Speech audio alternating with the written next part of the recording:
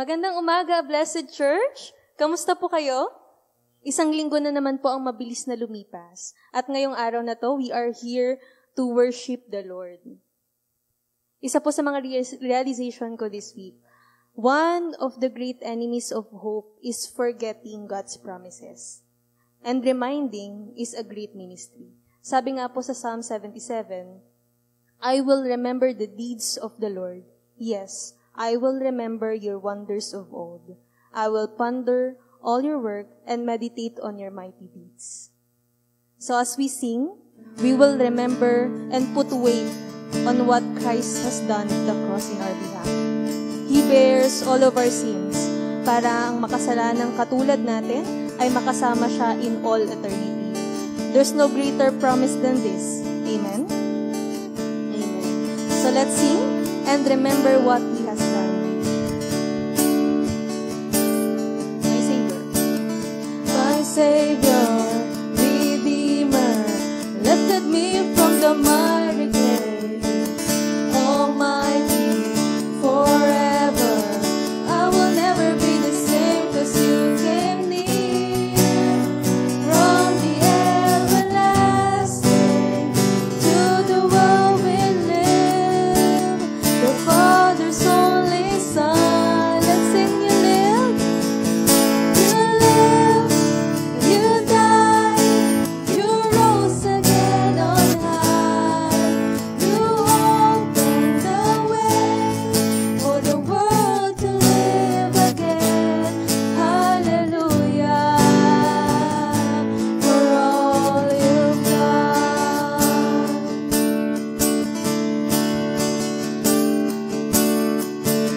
My Savior, Redeemer, lifted me from the miry clay. Almighty, forever, I will never be the same 'cause you came near. From the everlasting to the world we live, the Father's only Son. Come on, the Blessed Church, let's sing, you live. You lived, you died, you rose again on high. You opened the way for the world to live again. Hallelujah, for all you've done. Once more, you live. You died, you rose again on high. You opened the way for the world to live again. Hallelujah, for all you've done.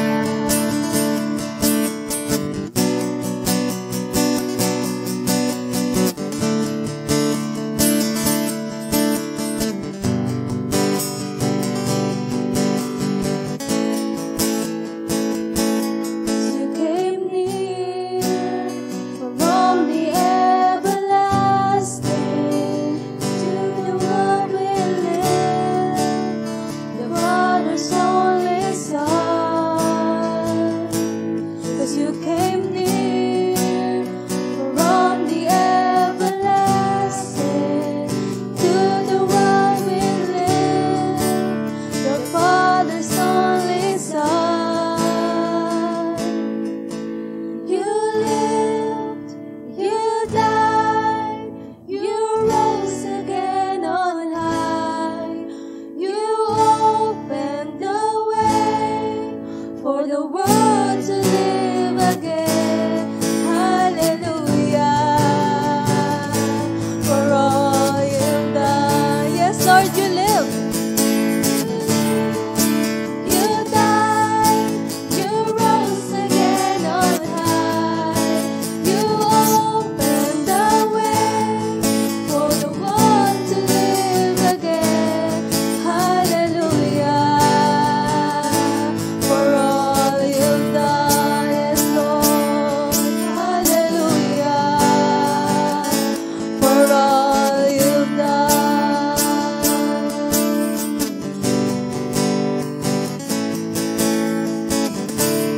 Yes, Lord. Hallelujah. Palakpakan po natin ang Lord. Let's continue to worship the Lord and declare that it is His grace that changes everything. We are from the darkness, and now we are in the light because of Jesus.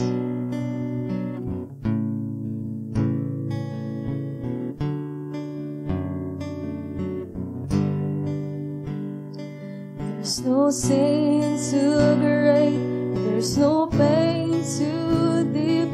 The cross declares it is done. There's no shame too real that His love won't heal. Forever the victory is won. From the darkness to light, from the dead into life, His grace changes everything. From the broken to whole, straight to whiter than snow, His grace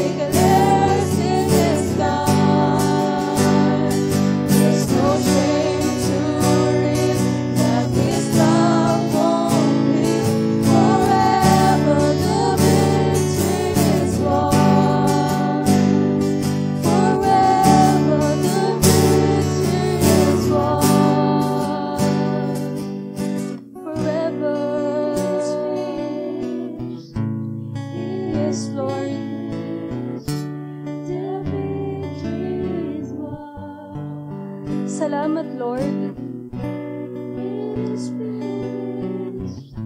Because your blood is too precious, Lord. Is too worthy para, Panginoon, malinis ang kasalanan na meron kami. Lord, thank you for dying at the cross in our behalf. Walang ibang karapat-dapat, Panginoon, ng papuri kung hindi ikaw, Lord. Thank you for the sacrifice, Lord. And we remember, Lord, yung katapatan mo sa amin, Panginoon. That it is indeed finished, Lord. It is accomplished. You have secured our eternity with you, Panginoon. You are capable. You are willing, Panginoon, na from darkness, kami, Panginoon, na hinugot mo para iyong maging anak. Maraming salamat, Lord. Kulang ang mga salita para pasalamatan ka, O Lord. And as we endure this journey, Panginoon, sa aming lifetime, we will remember your faithfulness. We will remember, Panginoon, ang iyong sakripisyo. And we will continue to praise and glorify your name, Panginoon. Maraming salamat, Lord. Sa iyo po ang papurit pa sa salamat. We enthroned you, Panginoon, sa lugar kung saan ka nararapat sa aming mga buhay. By grace, we have been saved, Panginoon. Salamat, Lord, sa iyong kabutihan. Thank you. In Jesus' name we pray. Amen.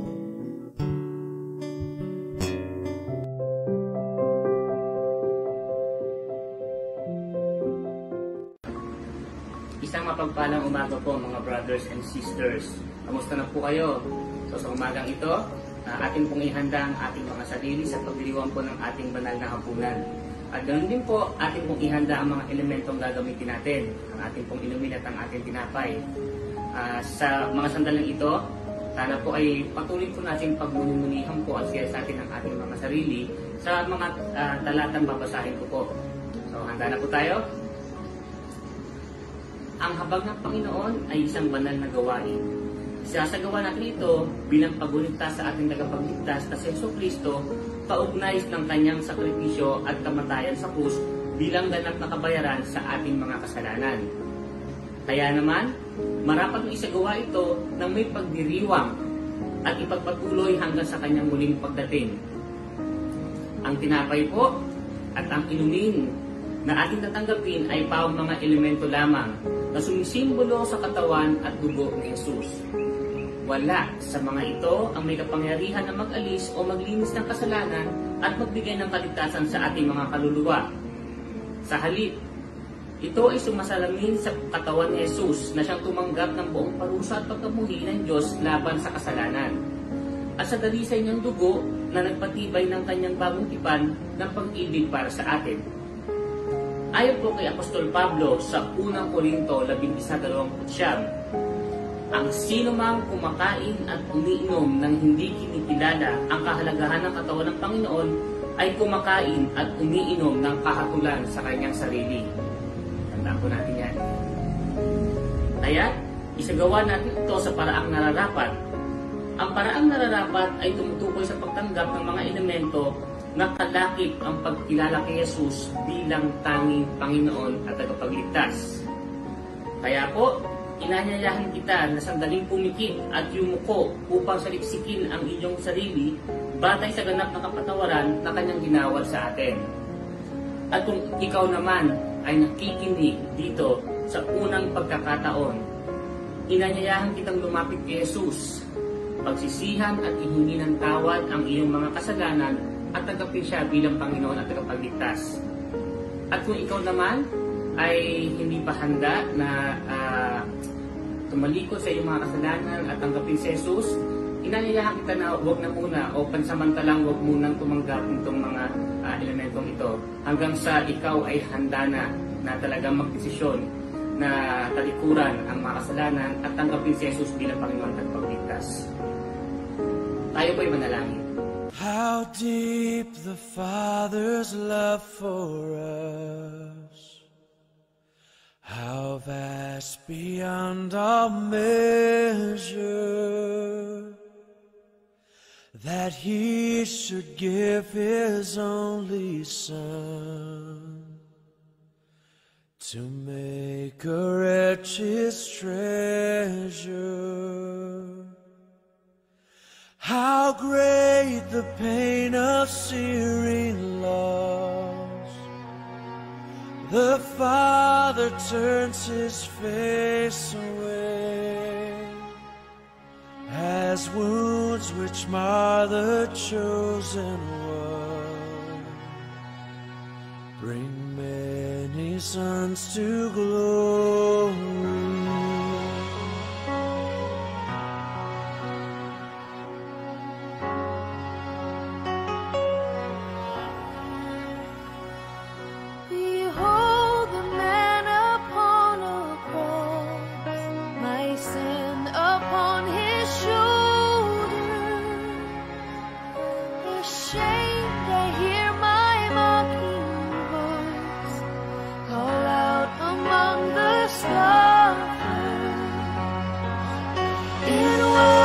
Sin that held Him there until it was accomplished. His dying breath has brought me life. I know that it is finished. Okay po. So, sa sandaling ito, ating pupulin ang tinapay at tayo po'y manalangin. Aming Amang nasa langit, sa umagang ito, kami po ay nagpupuri at nagpapasalamat sa inyo. Maraming salamat, Lord God, sa pribilehong binigay niyo po sa amin upang kami makasama sa inyong banal na gawain na ito. Hawak po ngayon, Lord, ang tinapay na sumisimbolo ng iyong katawan, Panginoon. Talagang maraming salamat po at sa oras na ito, inaalala ko po namin sa inyong ginawa sa aming buhay. Sa ngalan ni Jesus. Ang sabi po sa unang Korinto, 11:3-24, sapagkat ito ang turo na tanggap ko mula sa Panginoon at ibinigay ko naman sa inyo. Noong gabing siya'y pinagkanulo, ang Panginoong Hesus ay dumampot ng tinapay, nagpasalamat at pinagpirapira sa iyon at sinabi, ito ang aking katawan na inihahandog ko para sa inyo. Gawin niyo ito bilang pag-alaala sa akin. Sama-sama nagtanggap ng tinapay.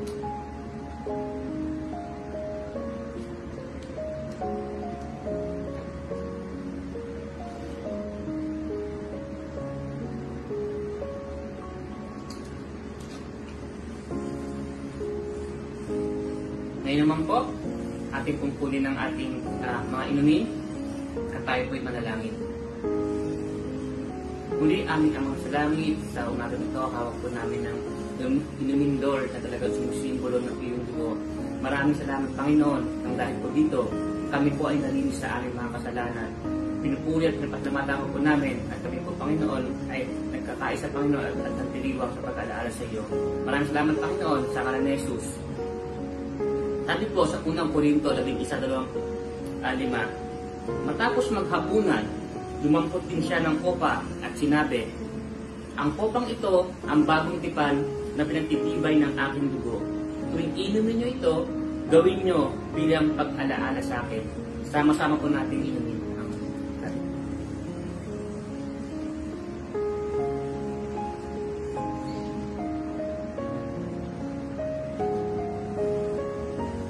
Purihin po ang Diyos.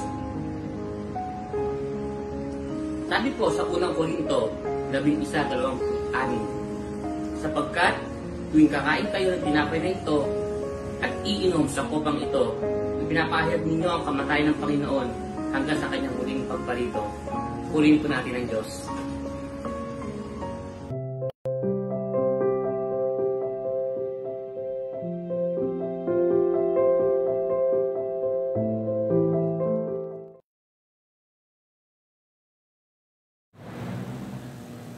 Magandang araw po, a blessed church.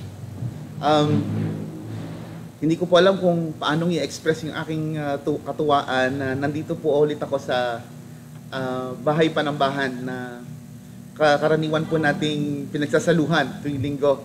So, excited po ako ngayon talaga na muli ito, nahawakan ko po itong pulpitong ito. Ito po ay aking opisina. And at the same time, para sa akin po, ito po yung hudyat ng mga gandang bagay na paparating. Yung ating pong pinapag-pray sa Panginoon na manumbalik yung ating pananambahan ng sama-sama. Palagay ko, this is a strong signal to all of us na inihahanda na tayo ng Panginoon unti-unti doon sa ating nakasanayan na uri ng pananambahan. No? But anyway, samahan niyo po ako sa ating scripture reading. Buksan po ninyo yung mga Bibles ninyo sa 2 Timoteo 3, 10 hanggang 17. So 2 Timothy chapter 3, verses 10 to 17. 2 Timothy chapter 3, verses 10 to 17. Babasahin ko po ito sa Magandang Balita, Biblia. Ready na po kayo? Okay. Ngunit sinunod mo ang aking itinuro sa iyo, ang aking ugali at layunin sa buhay. Tinularan mo ang aking pananampalataya, pagtitiyaga, pag-ibig at katapatan. Nasaksihan mo ang mga pag-uusig at paghihirap na dinanas ko sa Antioquia, Iconio at Listra. Napagtiisan ko ang mga ito. At sa lahat ng ito ay iniligtas ako ng Panginoon. Gayon din naman, ang lahat ng nagnanais mamuhay ng matuwid bilang tagasunod ni Kristo Jesus ay daranas ng mga pag-uusig. Samantalang ang masasama ay lalo namang magpapakasama at ang manlilinlang ay patuloy na manlilinlang at sila man ay malilinlang din. Ngunit ikaw, magpatuloy ka sa mga aral na natutunan mo at matibay mong pinaniniwalaan sapagkat kilala mo ang mga nagturo nito sa iyo. Mula pa sa pagkabata, alam mo na ang banal na kasulatan na may kapangyarihang magbigay sa iyo ng karunungan tungo sa kaligtasan sa pamamagitan ng pananampalataya kay Kristo Jesus.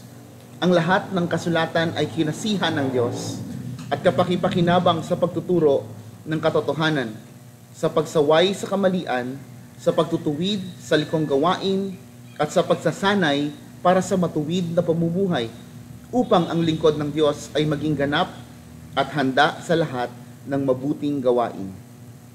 Pagpalain po ng Panginoon ang pagkabasa ng Kanyang salita. Sama-sama po tayong dumulog sa Kanya sa panalangin. Let's pray. Panginoon, salamat po sa umagang ito. Salamat po, Lord, sa napakagandang panahon na ipinagkaloob niyo sa amin para muli, Lord, ikaw ay katagpuin sa pananalangin, sa pag-awit, at sa pakikinig ng iyong salita. Panginoon, buksan niyo po ang aming puso't isipan, at Lord, malugod ka sa aming sa kabuuan, Panginoon, ng aming pananambahan sa iyo, Panginoon.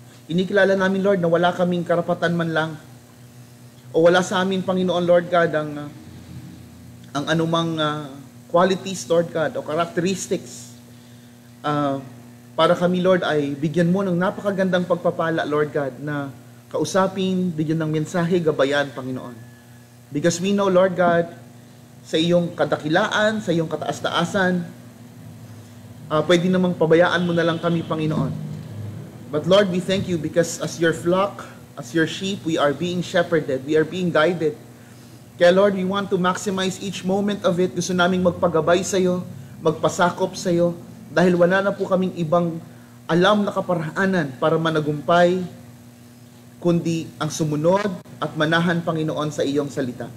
We welcome your word today, Lord. May it transform us, may it rebuke us, may it inspire us. May it make it grow, Lord. Sanctify us with your truth. Your word is truth. I pray, Lord, for each and every family, Lord, na kasama ko ngayon, na nakikinig, Panginoon, na nanambahan sa Espiritu. I pray for each one of them, Lord God, that you visit their homes and that you transform their hearts and minds towards you, Lord God. Tanggalin niyo po ang lahat ng gagambala, Panginoon, maaaring gumambala sa kanilang pananambahan at pakikinig ngayong araw na ito, Lord God. We give you all glory and praise, Lord God, today. In the mighty name of Jesus, we pray. Amen. Amen. Okay. So mga kapatid, isa pong Republic Act ang pinirmahan po ng ating current president a few years back, declaring the month of January to be the National Bible Month. Yung last Monday po of January ay itinuturing po na special working holiday in observance of this National Bible Day. Tapos po, yung last week of January, it is declared to be a Bible week. At yung pinakahuling linggo ng January po, which is basically kung nasaan po tayo ngayon, January 31, is considered to be the National Bible Sunday.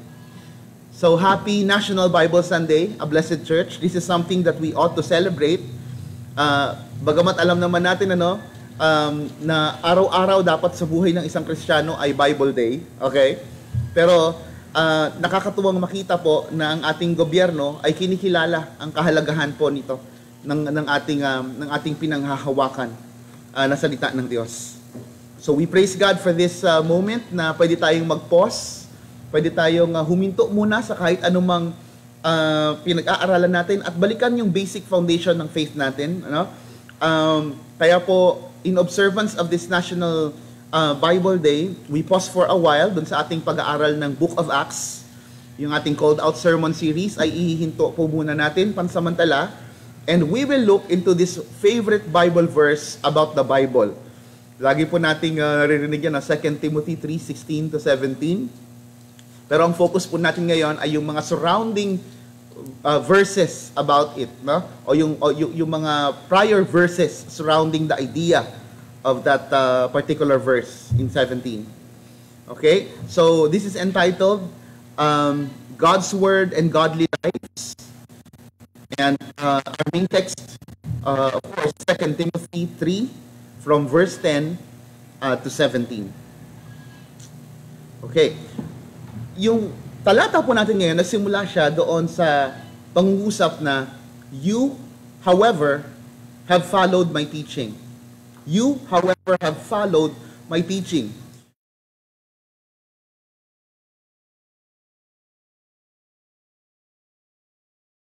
Diyan sa salitang yan ay adversative participle. Pag sinabing adversative, ang ibig pong sabihin niyan, ito po ay paraan ni Pablo para i-distinguish yung kanyang kinakausap, walang iba kundi si Timoteo, okay? Doon sa mga naunang uri ng tao na kanyang binabanggit. Okay? So kapag sinabi niya, you, ikaw Timothy, however, okay, have followed my teaching. So meron tayong idea na yung mga naunang binabanggit ni Pablo ay taliwas kay Timothy na sumusunod sa kanyang katuruan. So, ibig sabihin ang tinutukoy ni Pablo dun sa mga naunang talata ay yung mga tao na walang paggalang, walang pagsunod, walang pagpapasakop sa salita ng Diyos. So, kaya sa Tagalog, pero ikaw, Timoteo, sinusunod mo ang aking mga turo. Okay? And that leads us to the background of this passage. Ang sabi po ni Pablo dun sa verse 1, mga kapatid, in the last days, there will be times of difficulties. Okay? Again, in the last days, there will be times of difficulties. Okay? Maraming pagkakataon ko na pong naituro sa inyo, you're no longer ignorant about what the last days is. Okay? Pag sinabi po natin last days, nagsimula po yan noong panahon na ang simbahan ay na-organized. When the church began, when the church was established, the last days has already begun. Okay? So, sina Pablo, sina Timoteo was in that last days already. Okay?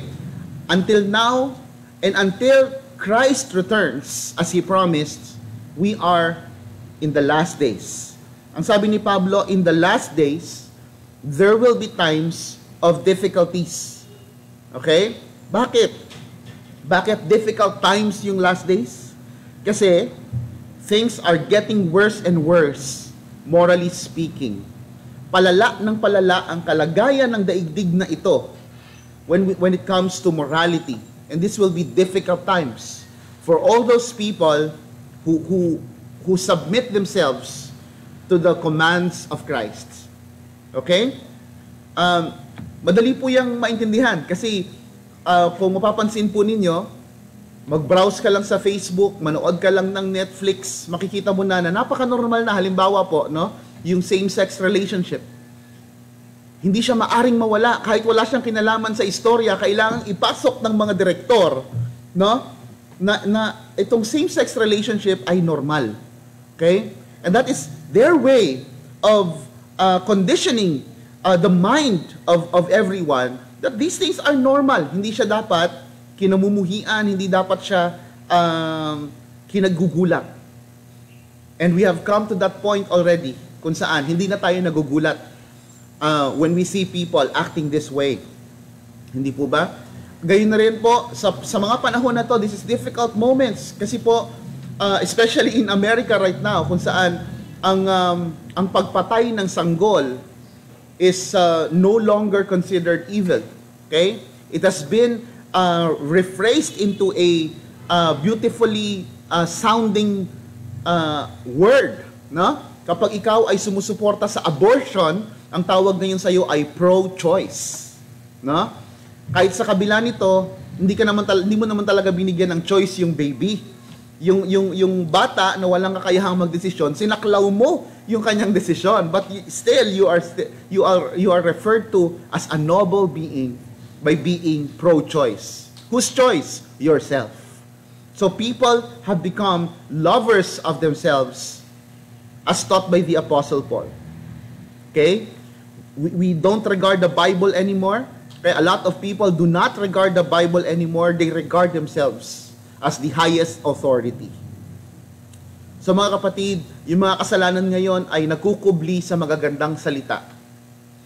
So we have reached that point of difficulty in our lives as Christians. So this is a time of difficulty not for everyone, mga kapatid, ha?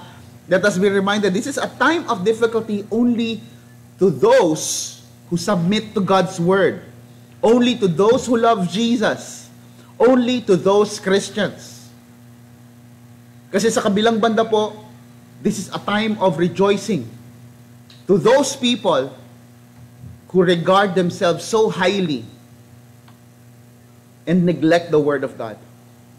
So these are times of rejoicing for so many people.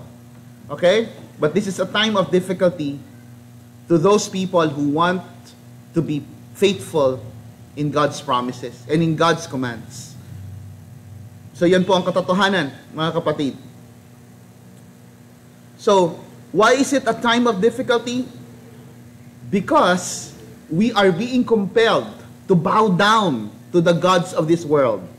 Okay? We are now, as Christians, being compelled to bend our knees to the sins of this world and consider them okay, consider them good, but we cannot. Why? Because our allegiance is in the Bible. And this will be a time of difficulty. I've already told you plenty of times, mga kapatid, hindi ako magtataka kung darating ang pagkakataon na magkikita-kita tayo sa kulungan. Hindi ako magtataka kung darating ang pagkakataon na ituturing ng kriminalidad ang pagiging Kristiyano. Hindi ako magtataka kung darating ang pagkakataon na mismong ang mga paaralan ay maninindigan sa pagtatanggal ng salita ng Diyos sa kanilang mga curriculum. And it's already happening, mga kapatid. Look at the vision of the institutions that we have in the Philippines, no? Particularly DepEd, kung saan I think way back in 2015 they had to change a particular phrase in their vision, okay, signifying that we are really in the last days. Now, mga kapatid, this is really difficult for people. This will be difficult for Christian parents, no? Kasi yung mga institution kung saan yung ating mga anak ay dapat natututo ng mga katotohanan, okay? Those truths will no longer be available for them. maybe in the near future. Why? Because we are living in the difficult times. These last days will be more challenging for you as a parent, okay? For you as a tito and tita, okay? For everyone who cares about what God's word has to say. So, tingnan mo lang sa social media and you would know, you would easily agree sa sinasabi ni Pablo. Okay? We can read verses 3 to 5 and we have those description. Puntahan nga po natin yung verses 3 to 5 ng 2 Timothy chapter 3. Ang sabi po rito, sila'y magiging walang pagmamahal sa kapwa, walang habag, mapanirang puri, walang pagpipigil sa sarili, marahas, at walang pagpapahalaga sa mabuti. Sila'y magiging mga taksil, padalos-dalos, mayayabang, maibigin sa kalayawan, sa halip na maibigin sa Diyos. Sila'y may anyo ng pagiging makadiyos, ngunit hindi naman nakikita ang kapangyarihan nito sa kanilang pamumuhay. Ang sabi ni Pablo kay Timoteo, iwasan mo ang ganyang uri ng mga tao. So Paul tells Timothy, avoid such people. Gusto ko po bigyan ng tuon yung sinabi ni Pablo dyan sa bahaging yan. Sabi niya, they are always learning but never arriving at the knowledge of truth. Ang ibig pong sabihin yan, itong mga taong tinutukoy ni Pablo na taliwas sa pamumuhay ni Timoteo ay merong access sa Scripture. So, nakakapagbasa sila ng Bible, pwedeng nakaka-attend sila ng Bible studies, okay? Pwedeng nakakarinig sila ng mga turo, pwedeng alam nila yung mga doktrinang alam mo, pwedeng alam nila yung mga theology na alam mo, pero hindi ibig sabihin nun Christian sila. Okay? They know it, okay, by mind, by intellect, okay? But they never really receive the word in their lives. Instead, they oppose it. Tumataliwas ang kanilang buhay sa itinuturo ng salita ng Diyos. Okay? Sabi ni Pablo, they were corrupt and disqualified regarding the faith. Next slide tayo. Ano? They were corrupt and disqualified regarding the faith. Ano pong ibig sabihin yan, mga kapatid? Yung disqualification na word yan, hindi ibig sabihin yan na nawawala yung kaligtasan, mga kapatid, ha? Na dati ligtas sila, kaso mo na-disqualify yung kanilang salvation. No, we don't believe that, and the Bible does not teach that. Okay? We believe that salvation has been granted by Christ to us, and it's firm. No? Hindi siya nawawala. But when Paul talks about disqualification, okay, regarding the faith, ang tinutukoy dito ni Pablo ay yung confirmation ng isang tao ay hindi talaga ligtas. Okay? Hindi lahat ng nagsasabi na sila ay Christians ay talagang Christian. Okay? Ito pa rin po ay makikita sa kanilang pagsunod sa salita ng Diyos. So Paul talks about the confirmation here. Okay? Now, tutungo po tayo doon sa advice ni Timothy, tatlong mahahalagang advice na ating yayakapin bilang mga anak ng Diyos. Okay? From which hopefully we receive insight. So, let's start sa ating first point. Ang unang advice ni Paul kay Timothy, continue in God's word by following godly people. Again, continue in God's word by following godly people. Sabi po sa verse 10 to 11, you, however, followed my teaching, my conduct, my aim in life, my faith, my patience, my love, my steadfastness, my persecutions and sufferings that happened to me at Antioch, at Iconium, and at Lystra, which persecutions I endured, yet from them all the Lord rescued me. Okay? So sa verse 10, ang sinasabi ni Pablo, you, however, have followed my teaching, my conduct. Okay? Ano ibig sabihin nito? Ang sabi ni Pablo kay Timoteo, ikaw, Timoteo, sinusunod mo ang aking turo at ang aking pamumuhay. Nakikita po natin yung kahalagahan na ang ating mga tinuturo at ating pamumuhay ay magkaakibat. Tapos sa verse 14, he tells Timothy, ang sabi niya, continue in what you have learned and firmly believed, knowing from whom you learned it. So, ang sabi ni Pablo, magpatuloy ka sa mga natutunan mo kasi kilala mo kung sino nagturo niyan sa iyo. Okay? And Paul was referring to himself. Ang ibig pong sabihin niyan, mga kapatid, ang tinutukoy po ni Pablo sa bahaging ito ay ang kanyang sarili. Si Pablo po ba ay nagmamayabang na siya ay perpekto? Hindi po. Okay? Kasi alam po natin na wala naman po talagang perpekto. Pero sigurado si Pablo at sigurado si Timoteo na ang pinanggagalingan ng turo na kanyang niyayakap ay namumuhay ng naaayon sa kanyang itinuturo. Okay? So, as much as Paul is not perfect, alam ni Timoteo that this person is sincere and is authentic in his faith. Kaya ang sabi ni Pablo sa kanya, continue in what you have learned and firmly believe because you know me. Okay? You know me as your discipler. You know me as your pastor. But then, maganda rin pong makita natin na itong whom, okay, dito sa verse na ito, sa verse 14 particularly, yung word na whom is in plural form. Ibig sabihin, ang impluwensya na mayroon si Timoteo sa kanyang pananampalataya ay hindi lamang nanggaling kay Pablo. Okay? So, hindi lang si Pablo ang ginamit ng Panginoon para sa kanyang spiritual na paglago. No? So, beyond Paul, meron siyang nanay na sumusunod sa salita ng Diyos. He has his mother and he also has his grandmother. So, yung nanay ni Timothy at yung lola ni Timothy ay malaking impluwensya, malaking bagay sa kanyang buhay para siya ay manatili sa pananampalataya at pagsunod sa salita ng Diyos. Nakikita po natin yon. Kapag po tayo pinagpala ng Panginoon ng mga ganyang tao, kapag merong mga tao na patuloy na tumutulong sa atin para po tayo ay spiritual na lumago, especially kapag meron tayong mga magulang, mga lolo, na ginagamit ng Diyos para patuloy po nating makita ang katotohanan ng Diyos sa ating buhay.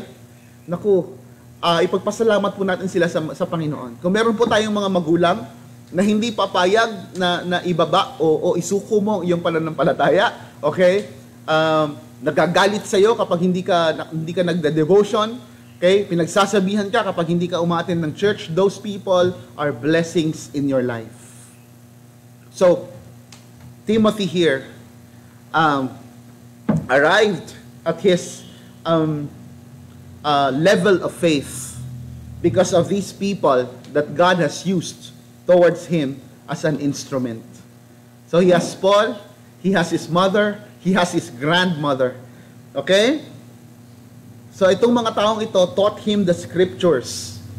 They're not basing their teachings on their experiences. Okay? As much as lahat naman ng parent ay may kakayahang magturo ng maraming bagay sa ating mga anak, sa pamamagitan ng ating mga experiences, hindi po yun ang pinakamahalaga. Okay? Tayo po ay inaasahan ng Diyos na magturo ng salita ng Diyos sa ating mga anak, sa ating mga nasasakupan. Okay? Kung ikaw ay kuya, ikaw ay ate, the same responsibility, I believe, applies to you. Kung ikaw ay tito, ikaw ay tita, okay? Bukod sa pagpapaiyak ng pamangkin, trabaho mo din na magturo ng salita ng Diyos. So mga kapatid, Timothy is so blessed in his life that he has these types of people who trained him in Scripture. Ang sabi po ni Pablo sa 1 Corinthians 15:33, bad company ruins good morals. Bad company ruins good morals. Kaya wag na po nating i-risk. Kung ito po ay nakatala sa salita ng Diyos, of course we understand that the Word is God's Word. The Bible is God's Word. And we understand that the Lord knows better. Tapos sinabi ng Diyos that bad company ruins good morals, kailangan mataas ang depensa mo sa mga taong nakapaligid sa iyo. Okay? So, obserbahan ang kanilang pamumuhay. Kung ang kanilang pamumuhay ay tumataliwas sa nais ng Diyos sa iyong buhay, then you better protect yourselves from these types of people. Okay? And we can say in parallel, kabaligtaran naman nun ay totoo pa rin, that good company builds up good morals. Good company builds up good morals. That's why choosing friends is a major decision also. Choosing a life partner is a major decision also. Okay, choosing a circle of people to surround you is a major decision also. Okay? So, good company happens whenever the Word of God is properly taught and followed. So how do we know that we are in good company? If we belong to those people na itinuturing ang salita ng Diyos na mahalaga, na itinuturing ang salita ng Diyos na gabay sa pamumuhay. That's a good company, mga kapatid. These people will never hesitate to tell you if you're doing wrong in the context of God's Word. Hindi dahil sa sila'y nagmamagaling, hindi dahil sa sila'y nagpapakabanal, okay? Kundi ikaw ay talagang minamahal nila because they know, they're aware about what God tells about certain issues. So those are good company, mga kapatid, where the Word of God is properly taught and followed. So anong makikita natin dito? Paul is never afraid to say, Timothy, follow me. Okay, as I follow Christ. Imitate me as I imitate Christ. And that's something na dapat dinidesire natin bilang mga magulang, bilang mga lingkod ng Diyos, bilang mga elders, bilang mga deacons. Ang pangarapin natin, mga kapatid, ganyan. Na dun sa ating mga nasasakupan, pwede nating sabihin, dumating yung pagkakataon na pwede natin sabihin, tularan mo ang buhay ko habang ako ay nasusumikap na tularan si Kristo. Okay? So again, that does not imply na tayo ay perpekto, ha? Tayo ay sumasablay from time to time. Pero yung mga taong nasasakupan natin, they must acknowledge, they must recognize that we are really die-hard and sincere Christians wanting to obey the Word. Okay? So, makikita natin dito, Paul practiced what he preached. He lived and believed.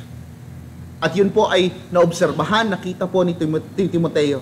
Ganon din po ang nanay ni Timothy. Ganon din po ang lola ni Timothy. So ano ibig sabihin? Napakarunong ni Timothy, okay? To know who to listen to know who to follow. Why? Because he also knew the scripture. Alam niya ang salita ng Diyos, and he filters these people around him in the context of God's Word. Okay? God's Word becomes the standard. Am I in good company? Are these people following and regarding the Word of God? So, kapag alam natin ang ating Biblia, we look at the lives of the people, okay?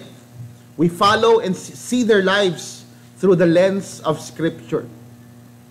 Hindi lang yung kanilang mga itinuturo, kundi yung kanilang mga ginagawa. Okay? And this is a challenge for all of us, elders, deacons, parents.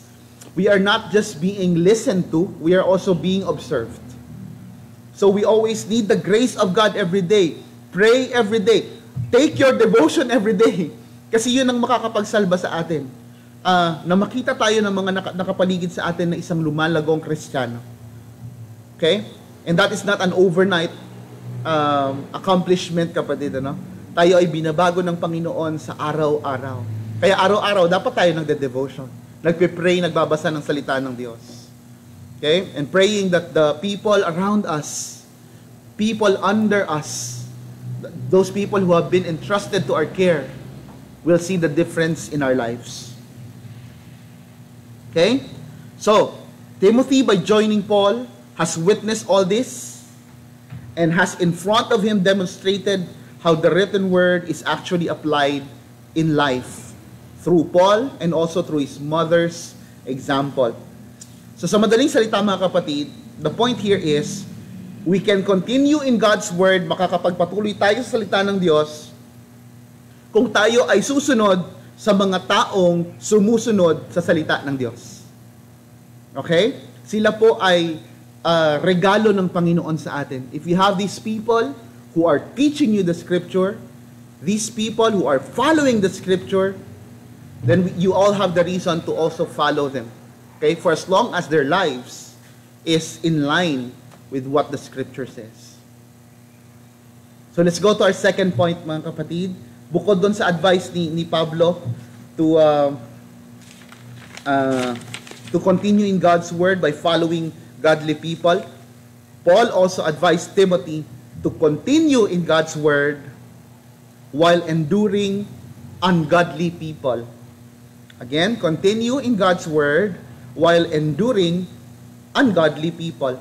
Sabi po sa verse 12 to 13, indeed, we all desire to live a godly life in Christ Jesus will be persecuted. Again, indeed, all who desire to live a godly life in Christ Jesus will be persecuted. Hindi po sinabing can be persecuted or might be persecuted, no? Ang sinabi po rito, will be persecuted. While evil people and impostors will go on from bad to worse, deceiving and being deceived. Okay? So puntahan po muna natin yung mga naunang pangungusap. Sabi, those who desire, lahat ng nagnanais na mamuhay ng pagiging makadiyos ay uusigin, will be persecuted. Okay? According po sa passage na ito, kapag ikaw ay nagtataglay ng godly life, it is a kind of life that is being led by Christ. Yan po ang ibig sabihin ng godliness. Okay? As it follows sound teaching. No? Ang sabi dito, tayo ay uusigin. We will always be persecuted. This world will be hostile to us. Okay? Yan po ay napakalinaw sa salita ng Diyos. Kaya ang persecution po ay hindi dapat ipinagtataka. Ang Kristiyano hindi po dapat nagugulat kapag nakakaranas ng persecution. Okay po mga kapatid? Okay, we have always said that bad theology leads to bad lifestyle. Okay? Yan po ang katotohanan mga kapatid. Yung ating pananampalataya, yung ating pananalig sa mga katuruan ay kaakibat po ng ating pamumuhay. Hindi po yan pwedeng paghiwalayin mga kapatid ha. Hindi natin pwedeng sabihin, mas mahalaga yung pamumuhay kaysa sa pag-aaral. No. Mga kapatid, we have to understand na yung ating pamumuhay ay kaakibat ng ating mga natututunan. Okay? So hindi talaga yon pwedeng paghiwalayin. Okay? What we know, we live. What we believe, we live out. Yun po ang ibig sabihin dito. Now, yan. Sound teaching leads to sound lifestyle. But the Bible has always been clear. Maliwanag po sinasabi sa Bible, no? Na kapag tayo nanahan sa katotohanan ng salita ng Diyos at para sa ating pamumuhay, tayo po ay magiging kalaban ng daigdig na ito. We will be at odds to this world. Okay? The world hates God. Galit po ang Diyos sa tao. Hindi man yan sabihin verbally ng daigdig, no? Ang mundo po ay galit sa Diyos. At yun ay nakikita sa kanilang pagtaliwas. Okay? Sa mga kautusan ng Diyos. People would not want to live for God. They only wanted to live for themselves. For their selfish pleasures. And they hated God because of it. Kasi ang tingin nila sa Diyos, KJ. Hindi nila nakikita yung perspective na ang Diyos ayaw silang mapahamak, kaya inilalayo sila sa kasalanan. Okay? What they see is a God who hates their lifestyle. What they see is a God who hates them because God is not allowing them to enjoy the pleasures of sin. They don't mind about the consequences. God sees the consequences. And he sees that the consequence is death. Death and destruction. Okay? So that's the society that we have now. Yun po ang lipunan na mayroon tayo ngayon. We see that in our society today. Kaya po, yung mga sumusunod sa standard ng Panginoon will be hated. Kapag ikaw ay isang Kristiyano na nagdesisyon at nagnais na sumunod sa kautusan ng Diyos, people will also see you as enemy because you are exposing their darkness. As a light, your light illuminates and it exposes what they do in the dark. Okay? So ano pong ibig sabihin? Di po ba kapag may ginagawang masama ang isang tao, gusto niya madilim? Okay? Kaya para sa mga magnanakaw, ang ilaw po ay threat. Para sa mga gumagawa ng masama, ang ilaw po ay sagabal. And they hate the light because of it. Okay? So, ganun din naman. Okay? Ikaw bilang anak ng Diyos na nagniningning, nagsisilbing ilaw sa lipunang ito, you will be hated because not all people would want to be exposed. Okay? May mga tao na maiinis sa'yo, magagalit sa'yo. Why? Kasi kapag nandiyan ka, hindi sila komportableng gumawa ng masama. Kaya didiskartehan nila, gagawa sila ng paraan para mawala ka sa buhay nila. Kasi ikaw ang sagabal. Okay? Whenever you're there, you condemn their lifestyle. Whenever you're there, kahit wala kang sinasabi, kahit hindi ka nagbabanggit, no, they know that you are a Christian, and they have that irritable experience with you. No, hindi sila komportableng gawin yung mga nais nilang gawin. Kaya ang pinakamagandang gawin, tanggalin ka sa kanilang buhay. Okay, kapatid? So that's basically the point why a lot of people hates Christians. So isa verse 13 makikita po natin, Paul talks about evil people and impostors. Dalawa po evil people, wicked, at saka yung mga impostors.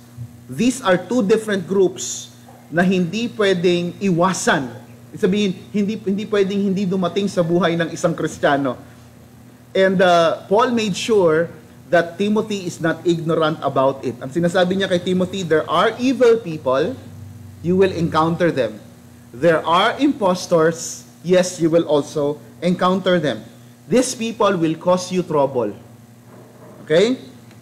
You will encounter these people and they will cause you trouble. Yung wicked people po na tinutukoy dito, yung mga evil people, ang tinutukoy po ni Pablo ay mga non-believers. Kaya ito po yung mga aggressive towards God's word and those who live according to its teachings. Sila po ay hostile. Yun nga po yung nabanggit ko kanina, no? Sagabal ka sa buhay nila kasi ikaw ay sumusunod sa salita ng Diyos at sila ay walang pagnanais na sumunod sa salita ng Diyos. So they would rather eradicate you in their lives. These are non-Christians. Okay? They may say they are Christians, but their lives repel Christianity. Okay? At ano naman po yung mga impostors? The impostors, however, are those who made a public confession. Kaya ito yung nagsasabi na, Christian ako, umaattend sa Bible study, umaattend ng worship service. Kapag may nakita sila, pag may nagtanong sa kanila, saan ka nagka-church? Proud namang sabihin sila ay Kristiyano, hindi po ba? Hindi sila mawawalan ng church affiliation. Why? Because the Christian uniform does something in their life. Okay? They wanted the benefit of that Christian uniform.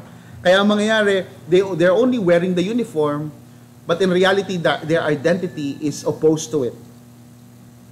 Okay? So, we have been made aware by the word of God na meron talagang mga impostor. Ibig sabihin ng impostor, ito yung mga taong nagpapanggap na mananampalataya, no? They may have been considered to be believers, but they were never truly regenerate. Sabihin, wala talaga silang Holy Spirit sa kanilang buhay. They look at the word of God as a textbook. It is not a love letter. It is not a divinely inspired word of God. Because if they think of it to be that way, kung totoong naniniwala sila na ito'y salita ng Diyos, ito ang magkakaroon ng pinakamataas na prioridad sa kanilang buhay. But no. No?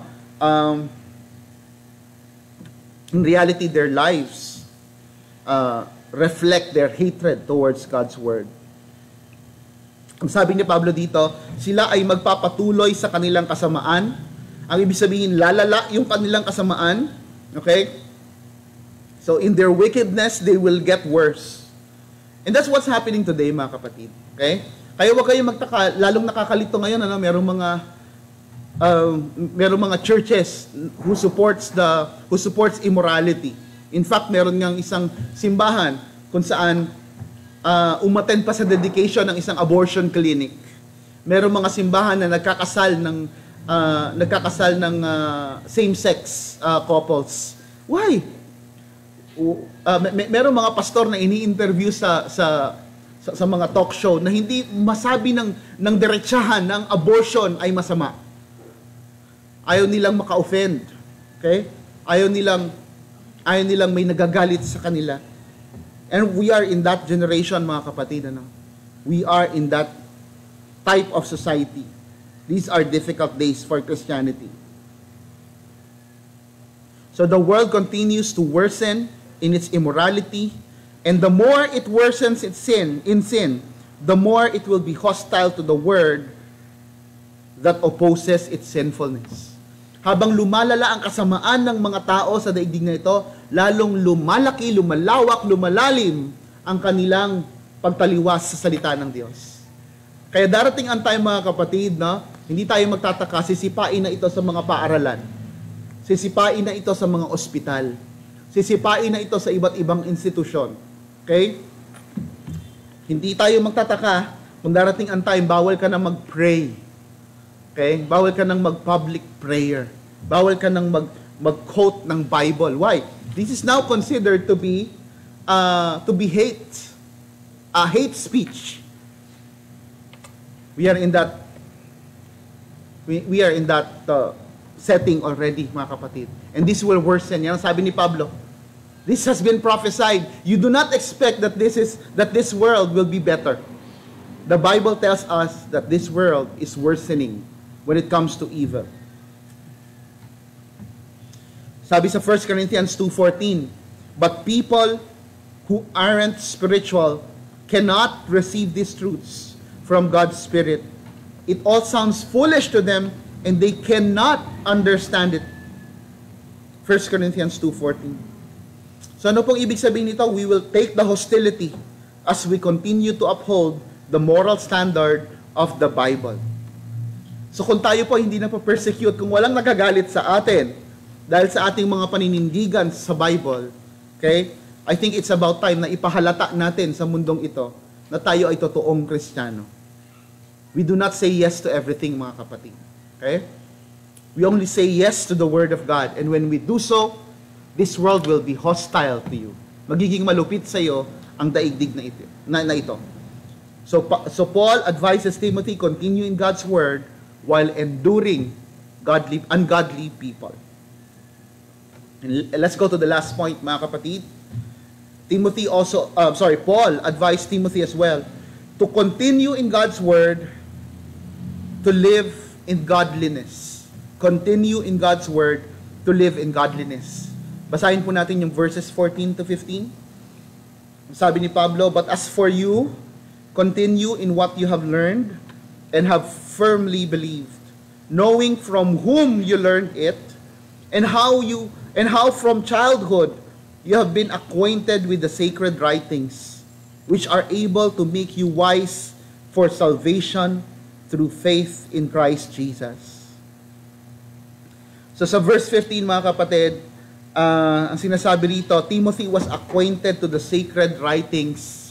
Sa ibang translation, ginamit yung salitang from infancy. Okay? Sanggol pa lamang. Alam niyo po, we can never underestimate what the Holy Spirit can do.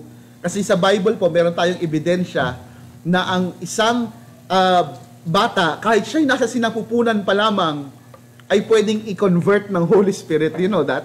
That John the Baptist is already a Christian habang siya'y nasa womb pa lang, recognizes the Messiah, and for that recognition, he leaped.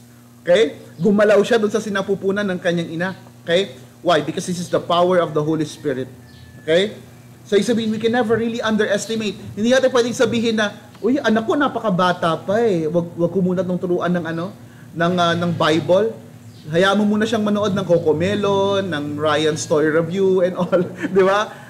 As much as those stuff, no, yung mga Barney at kung ano-ano pa, sa palagay ko naman, may naitutulong sila sa ating mga anak, no?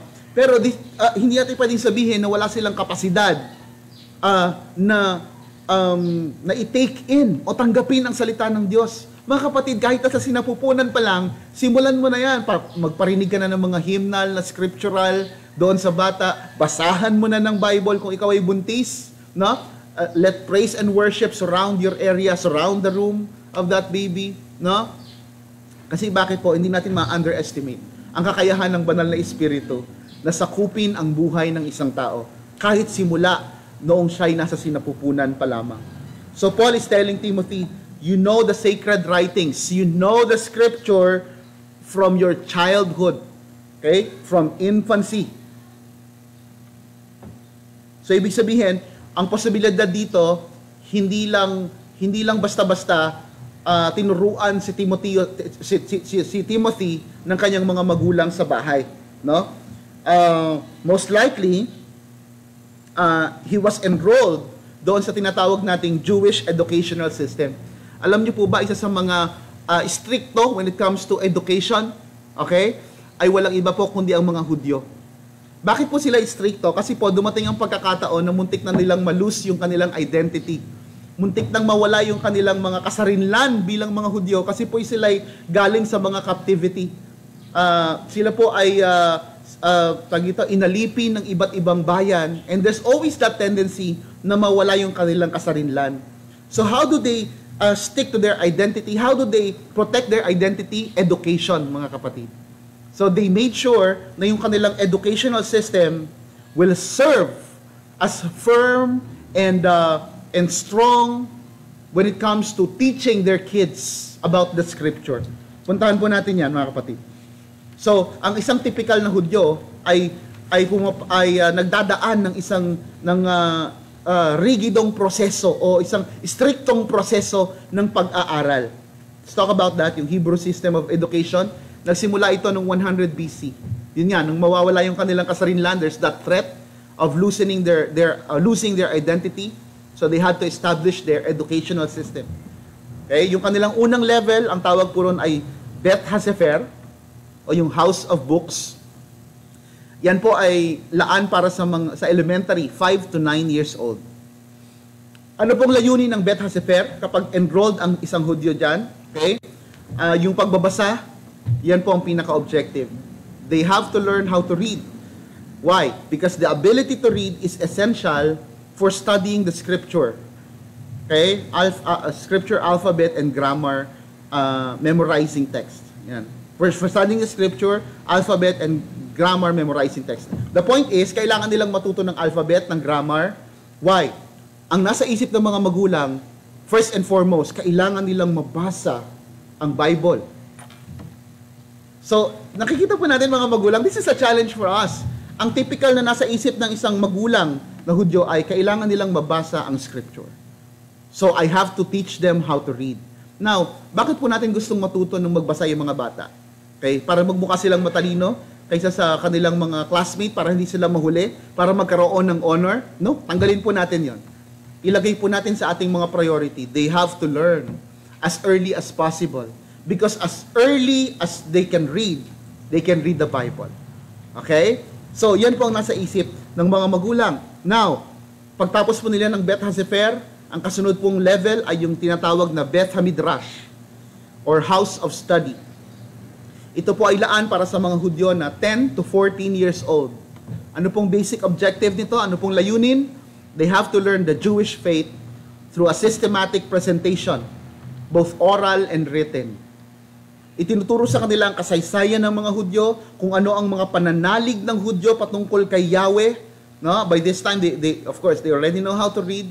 They get acquainted doon sa kultura at pananampalataya ng Hudyo. Okay? And then after this, we have the Rabbinical Academy. So parang sa palagay ko, ito yung katumbas ng college natin. 15 years old pataas. And what's the basic objective of Rabbinical Academy? I think Rabbinical Academy has certain levels pa within. Sabihin, meron pa yung mga kumbaga, siguro sa case natin, merong college, merong postgraduate, di ba? Merong masteral, merong PhD, hindi po ba? So meron pang mga stages. But when we talk about the Rabbinical Academy, pag sinabing Rabbinical Academy, rabbi is a teacher, di po ba? So, ang objective po niyan, it is a place of debate between learned men and rabbis or teachers.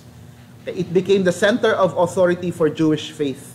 Hindi ka pwedeng maging tagapamahala sa gobyerno, hindi ka pwedeng maging leader sa Jewish government nang hindi dumaraan ng Rabbinical Academy. Okay? So, additional trivia about their system of education, mga kapatid. Yung mga festivals nila, yung kanilang mga kapistahan, hindi nila ginagawa para lang sa kasiyahan. Hindi para magkaroon ng reunion. Okay? Hindi para makapag-invite ng mga artista at mga celebrity. No, that's not the point of festivals.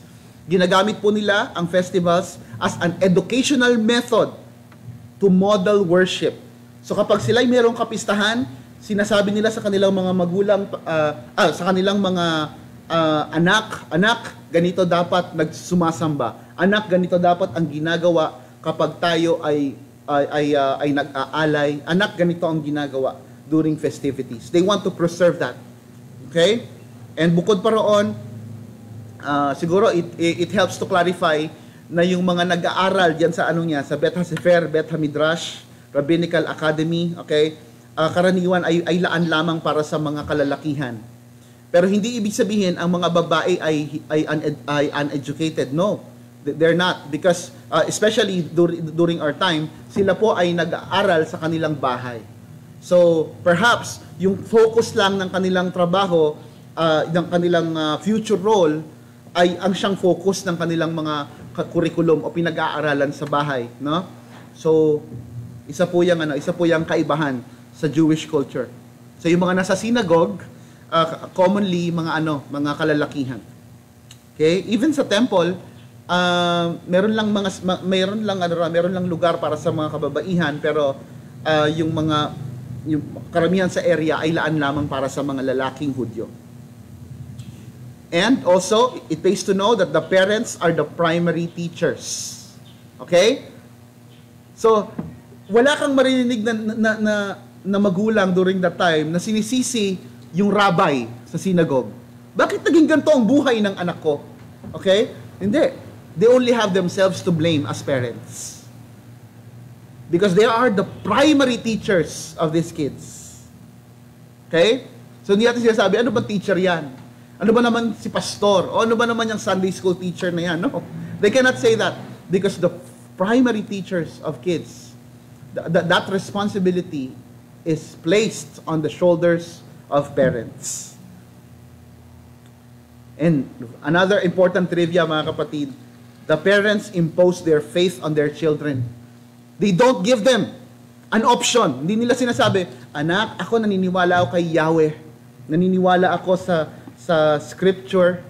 Okay? Pero ikaw anak, ikaw ay malayang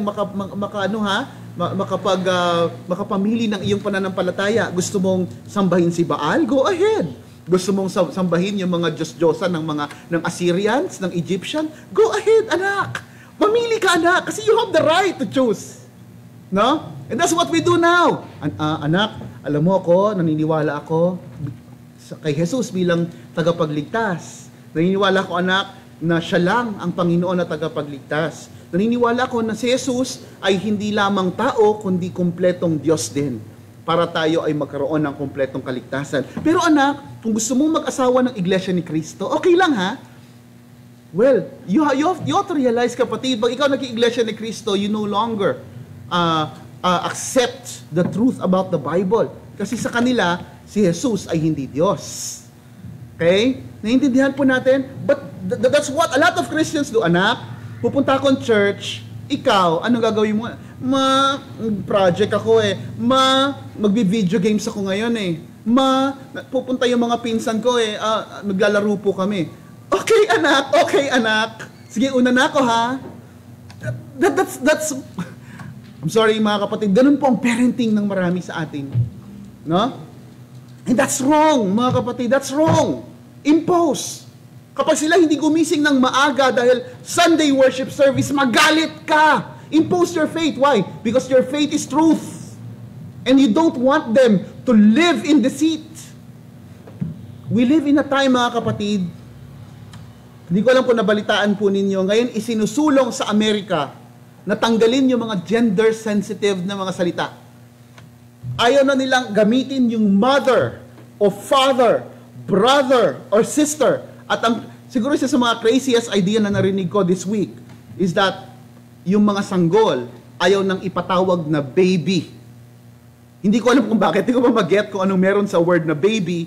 Pero people are advocating that they should be called babies.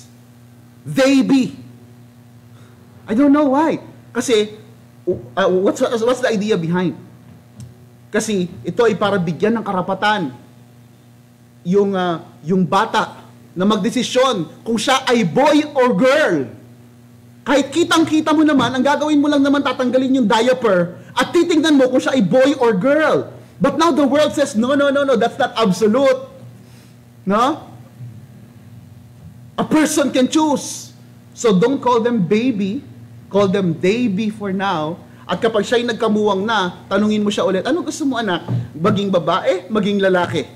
We live in that world. Now, parents are willing to allow their children to live in lies, to live in deceit. Christian parents, what you have is truth. Why would you not impose this truth? Why would you say, anak, sigurado ko sa pananampalataya ko, ito ang maghahatid sa atin sa kaharian ng Diyos at walang ibang maaasahan kundi si Kristo. Ito ang gabay natin, anak. Pero kung gusto mo, anak, ng ibang daan, mamili ka. How can a loving parent do that to their children? How? But we live in that world, mga kapatid. And that's sad. And don't be that type of parent who says, no, anak, this is not so important. Alam niyo po ba na kahit hindi natin sabihin, gano'n ang nai-imply natin? Okay? Mami, saka na ako sasama kasi may Bible study kami. Meron kaming youth class. No? Sabihin mo, huwag ka nang matin dyan. Magpunta lang tayo sa mall. Alam mo yung sinasabi mo sa anak mo? Hindi mahalaga ang salita ng Diyos. Hindi mahalaga ang fellowship. Hindi mahalaga ang church. At lalaki yung bata, magtataka ka. Sasabihin mo, bakit tayo mag-church nito? Bakit ang mga kasama nito ay puro non-Christians? Bakit napariwala ang buhay nito? Church, what are you doing, pastor? Pwede bang i-counsel mo yung anak ko? Kuya JP, yung anak ko napapariwala. Pwede bang puntahan mo naman yung anak ko? Anak, I'm sorry. Anak ng Diyos. Okay? It's about time that we wake up. No? May digmaan po sa daigdig na ito. Kapag hindi ka stricto sa pagtuturo ng salita ng Diyos, kapag hindi mo sila ititrain sa disiplina ng pagpaparangal sa Diyos at pagsunod sa Diyos, tuturuan sila ng mundong ito, kapatid. So, please be their primary teacher. Next. Another trivia is that main curriculum of education is the scripture. Okay? Ano pong curriculum sa paaralan? Pentateuch, writings, prophets. Yan ang pinakamahalaga. Pwedeng mawala ang ibang subjects, pero hindi pwedeng mawala ang pag-aaral ng salita ng Diyos. So every educational institution at that time is a Bible school. Okay? It's a seminary. Nakikita po natin? Pero ano po nangyari? Now we no longer see that. Dumating na po ang pagkakataon kung saan ang salita ng Diyos ay unti-unti nang nasisipa palabas ng ating mga educational system. And we hope not. If you're a Christian teacher, please be a Christian as a teacher. Okay? Teach them the Word of God. Although it will be difficult for you, Christian teachers too. Maybe in the near future. Let's pray for that, no? At kapag po Sabbath, during the 7th day, yung kanilang public worship po ay in the morning, tapos bumabalik po sila ng hapon para magklase ulit, para pag-aralan ng mas malaliman yung kanilang mga doktrina. It resembles our system in a blessed church where we worship in the morning and go back in the afternoon. Okay? To learn. But why is it that a lot of us are not attending Sunday school? Mga kapatid, if you're not going to attend Sunday schools, please respect your Sunday school teachers. Magpaalam naman kayo and tell them why you cannot attend. And maybe they can provide you options. Okay? Pero ba't hindi ka umaattend ng Sunday school? Alam mo na lahat, kapatid? Alam mo na ba lahat, kapatid? Okay? At hindi mo na ba ito kailangan, kapatid? Okay? Minsan magugulat ka, ang daming member doon sa group chat. Tapos ang umaattend ng Sunday school, kakaunti lang, kapatid. Lalo kung ikaw ay leader, kung ikaw ay lalo elder, deacon, at ikaw naman ay sabihin natin na manggagawa. Okay? BOT, a lot of you are not attending Sunday school. That's not good. Okay? If you're not able to commit to studies, then you're not also ready to serve. Because that goes hand in hand. Okay? Talk to your Sunday school teachers. Talk to your elders and deacons about the why of your actions. Okay? That's not good, mga kapatid.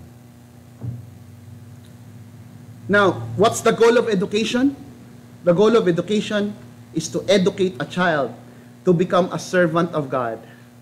Why do we want our children to be educated, mga kapatid?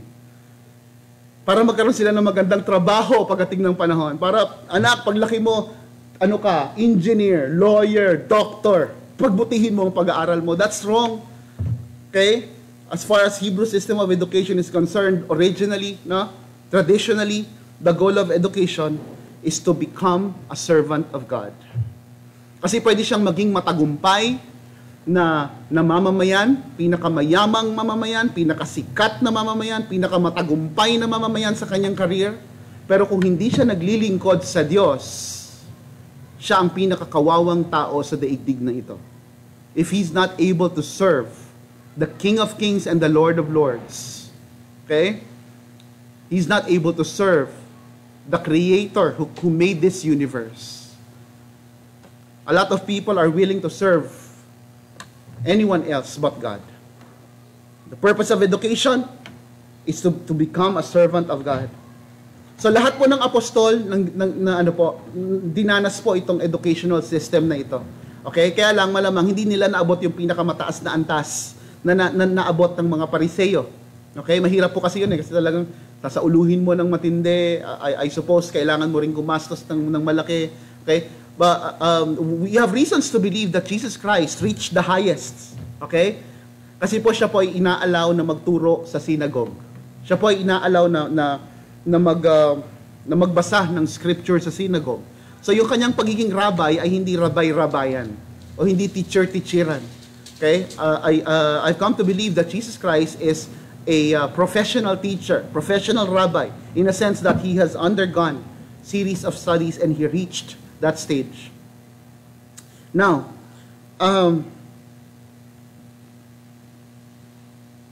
this shows us, pinapakita sa atin ito kung paanong ang mga tao during Jesus Christ's time values the training for righteousness na sinasabi sa verse 16.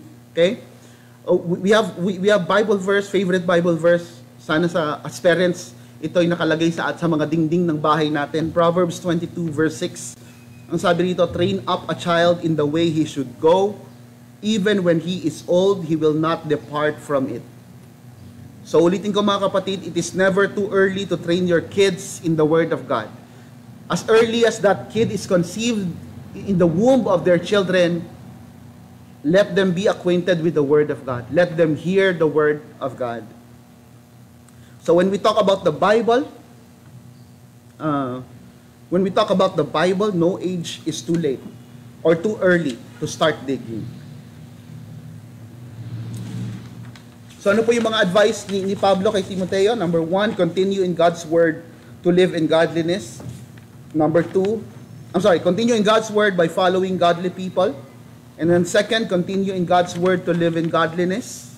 And lastly, continue in God's Word to live in godliness.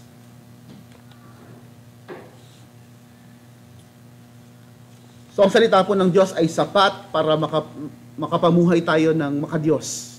Magkaroon tayo ng makadiyos na pamumuhay. There's no other way mga kapatid. We can never be godly and disregard the Scripture. Hindi po yan pwede.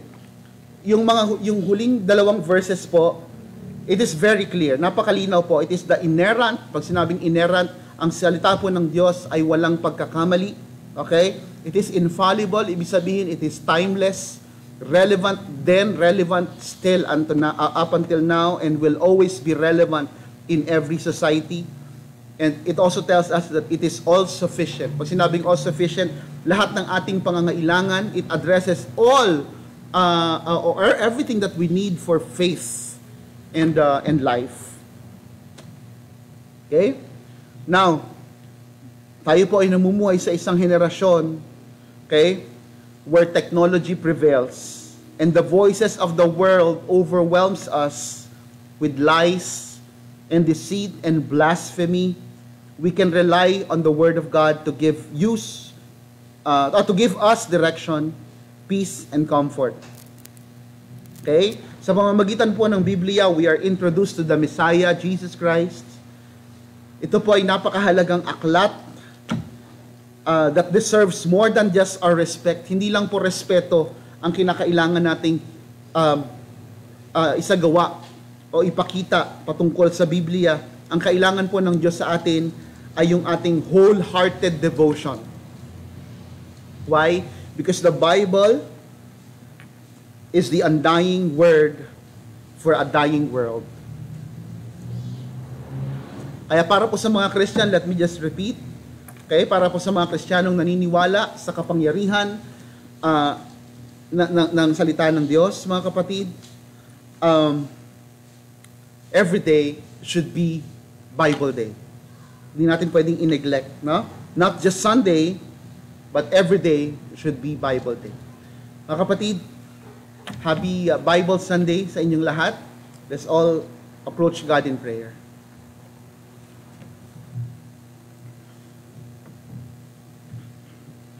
Lord, we thank you for these reminders. Salamat po, Panginoon, sa salita ng Diyos.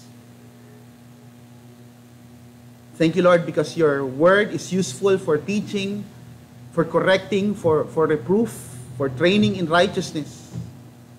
Salamat po, Panginoon, Lord, dahil kami ay binabago mo, Panginoon, nang naayon sa iyong salita.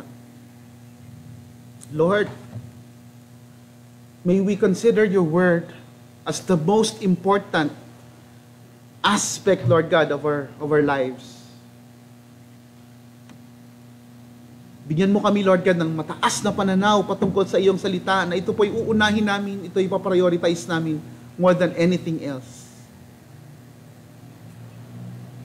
Lord, we apologize for those moments na hindi namin na ipapakita ang aming pagmamahal, Lord, sa iyong salita. We neglect the word every day. May mga pagkakataon, Lord God, na mas mahalaga pa ang salita ng ibang tao, Lord God. Mas mahalaga pa ang payo ng ibang tao, higit sa sinasabi mo sa iyong salita. Lord, help us to reverse that. Help us to rely on your word, Lord God. Panginoon, dalangin ko, Lord God, ng aming mga napag-usapan ngayon ay magdudulot sa amin ng kapakinabangan. Sa pamamagitan ng iyong banal na Espiritu, Lord, tulungan niyo po kaming lumambot at magpasakop sa nais mo. Hindi lamang po namin marinig ang salita ng Diyos, kundi ito po isundin. Yun po ang pinakamataas na karangalan na pwede naming ipakita, Lord God, sa iyong salita. Ang aming mga pagsunod. Bilang mga tagapamuno ng A Blessed Church, bilang mga magulang, Panginoon, bilang mga tao na pinagkatiwalaan mo ng mga taong nananahan sa aming leadership, Lord God, give us the desire and the capacity, Lord God, to elevate your word, Lord God, and to follow, to obey your word, and to set an example to those people that you have entrusted to us. And in all these, Lord God, be glorified. Be glorified, Lord. In the name of Jesus we pray. Amen.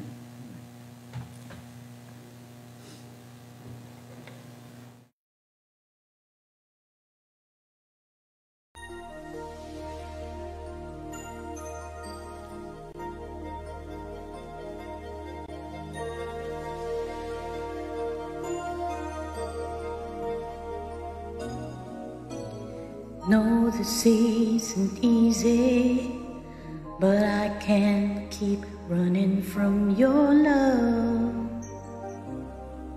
I've been denying way too long that there's something deep inside me that takes me down the road that leads me to your door. I know that I belong there with you. My human nature would keep me far away, but God, I really need you. I'm asking you to stay. Come into my life, change this heart forever. Let me feel the healing in your touch. Take all my hurt away. Come into my life, I surrender all my feelings. You've got the love I've needed all along. Lord, I pray that you will come into my life. Oh,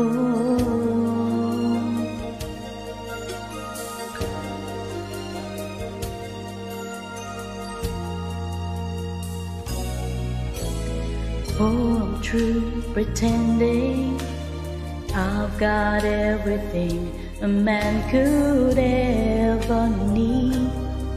You know I'm tired of the lie. Yeah, I was so independent, but independence never calmed my soul at night. Now I close my eyes and peace consumes me. Your love has shown me what it is I need to be. And when I least expect it, love becomes more real. Come into my life, change this heart forever. Let me feel the healing in your touch. Take all my hurt away. Come into my life, I surrender all my feelings. You've got the love I've needed all along. Lord, I pray that you will come into my life. I run from you so long, never could leave your touch. You love me day by day, never living it down.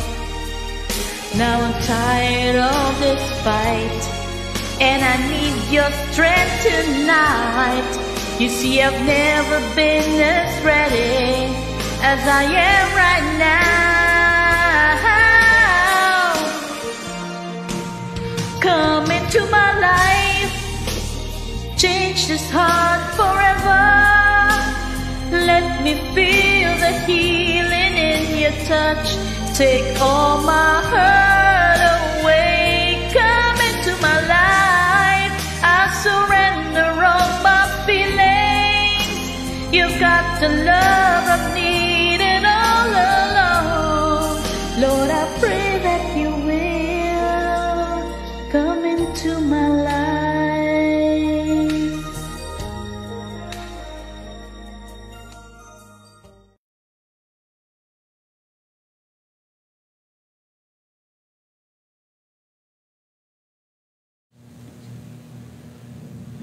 Mga kapatid, itaas po natin ang ating mga kamay bilang simbolo ng pagtanggap ng pagpapalang nagmumula lamang po sa Panginoon.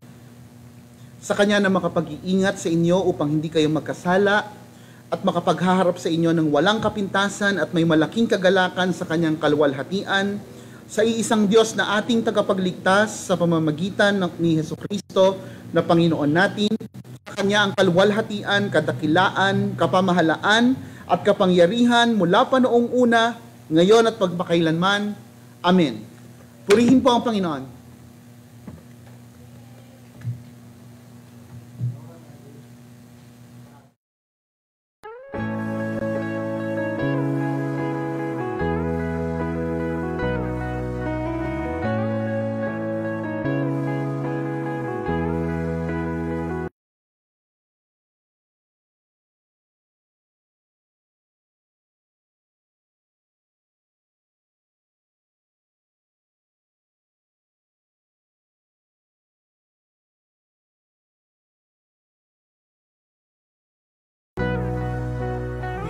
He comes upon the clouds,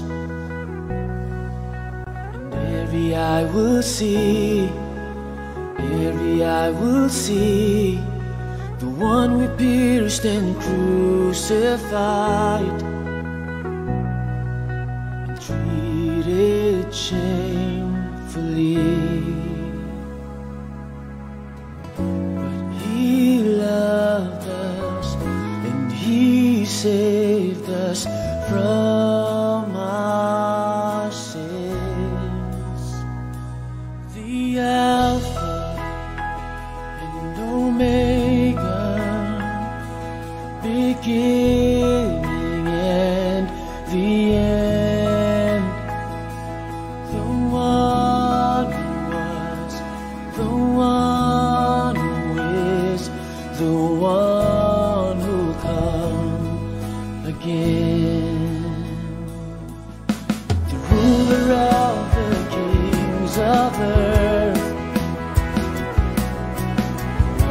blood was shed, precious blood was shed.